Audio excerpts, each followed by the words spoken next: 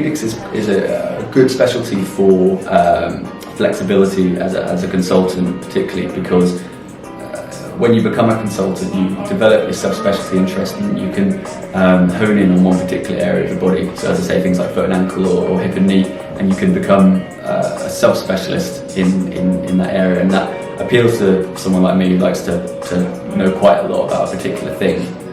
So rather than being really generalist, you can focus on one particular area, but it has the benefits of being able to stay general for the trauma side, so you don't sort of lose your skills at the end of the training program when you become super subspecialist, as you might do in some other specialties that only focus on one thing all the time. And orthopaedics has the benefit of having a quite a narrow elective practice, but then being able to manage the general trauma in a much more broader sense.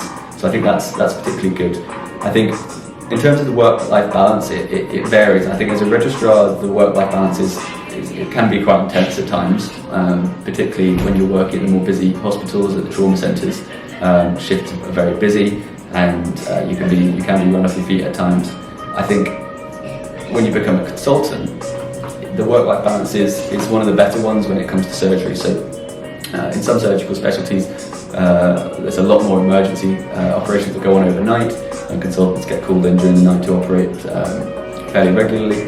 Orthopaedics doesn't tend to be one of those specialties that does a lot of nighttime or out of hours operating. So with the exception of a handful of real emergencies, particularly at district general hospitals, consultants can have quite a good work-life balance when it comes to on-call commitments and on-call requirements. So I think surgical specialties do tend to be a little bit further along the spectrum in the work-life side of things, but orthopaedics is certainly one of the better ones when it comes to thinking about that.